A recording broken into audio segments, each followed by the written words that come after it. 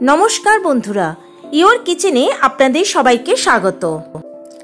আমার আজকের রেসিপি ভেন্ডি আলুর তরকারি। খুব কম মশলায় তৈরি এই ভেন্ডি আলুর তরকারির টেস্ট কিন্তু অসাধারণ। আর আপনারা এই ভেন্ডি আলুর তরকারি পরিবেশন করতে পারেন ভাত বা রুটির সঙ্গেও। তবে দেরি না করে দেখে নেওয়া যাক আমার আজকের রেসিপি ভেন্ডি আলুর তরকারি কিভাবে রান্না করতে হয়। আমি নিয়েছি ভেন্ডি বা ঢেঁড়স। আগে ভালো করে ধুয়ে নিয়ে তারপরে এগুলোকে কেটে টুকরো করে নিয়েছি আলু আর নিয়েছি টমেটো। প্যানে দিয়ে দিলাম সর্ষের তেল। তেলটাকে বেশ ভালো করে গরম করে নিতে হবে। তেল ভালো করে গরম হয়ে গেছে, এবার এর মধ্যে দিয়ে দিলাম কেটে রাখা ভেন্ডি। দিয়ে দিলাম সামান্য পরিমাণে একটু হলুদ গুঁড়ো আর দিয়ে দিলাম হাফ চামচ পরিমাণ নুন। এবার নুন আর হলুদ দিয়ে ভেন্ডিগুলোকে খুব ভালো করে ভেজে নেব। হাই ফ্লেমে ভেন্ডিগুলোকে খুব ভালো করে ভেজে নিয়েছি। এবার এগুলো আমি প্যান থেকে তুলে নেব।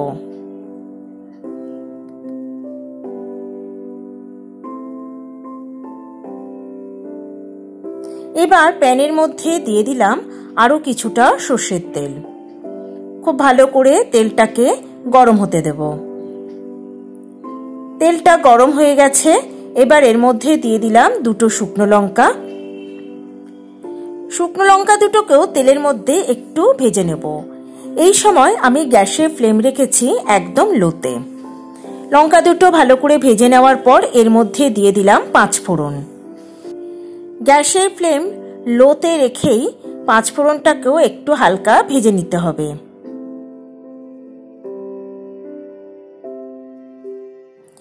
পাঁচ ফোড়ন ভাজা হয়ে গেছে, এবার এর মধ্যে দিয়ে দেব কেটে রাখা আলু।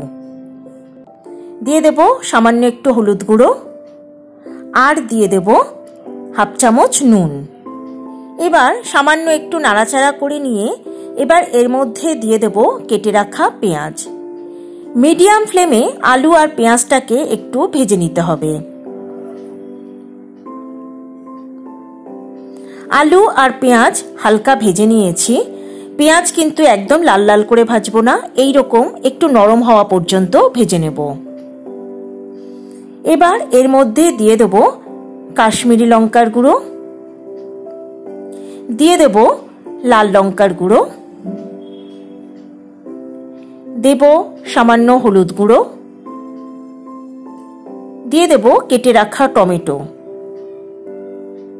আর দেব চিনি, খুব সামান্য একটু নুন আর দেব জিরে গুঁড়ো।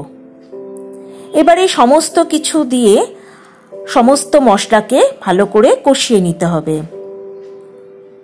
আর এই সময় আমি গ্যাসের ফ্লেম রেখেছি একদম লোতে। এখানে কিন্তু আমি কোনো জলের ব্যবহার করব না।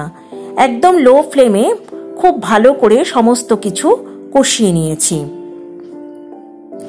এবার এর মধ্যে দিয়ে দেব আগে থেকে ভেজে রাখা ঢেঁড়স বা ভেন্ডি।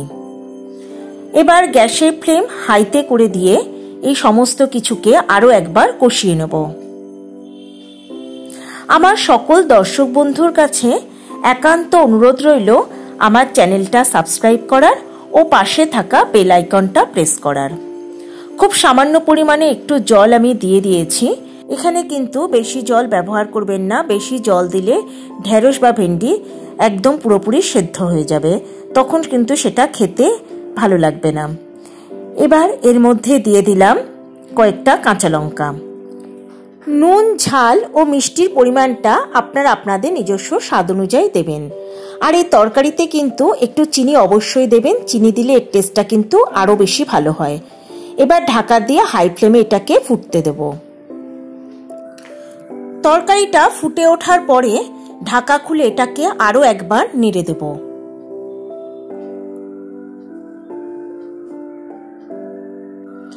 এবার এটাকে আবার ঢাকা দিয়ে এবার লো ফ্লেমে এটাকে আরো 10 থেকে 15 মিনিট রান্না হতে দেব।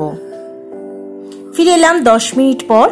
ঢাকা খুলে সমস্ত কিছুকে আরও একবার হালকা হাতে নেড়ে দেব। বেশি নাড়াচাড়া করলে ভেন্ডি বা ঢেঁড়স একদম গলে যাবে, আর তখন কিন্তু এটা দেখতে বা খেতে কিন্তু ভালো লাগবে না।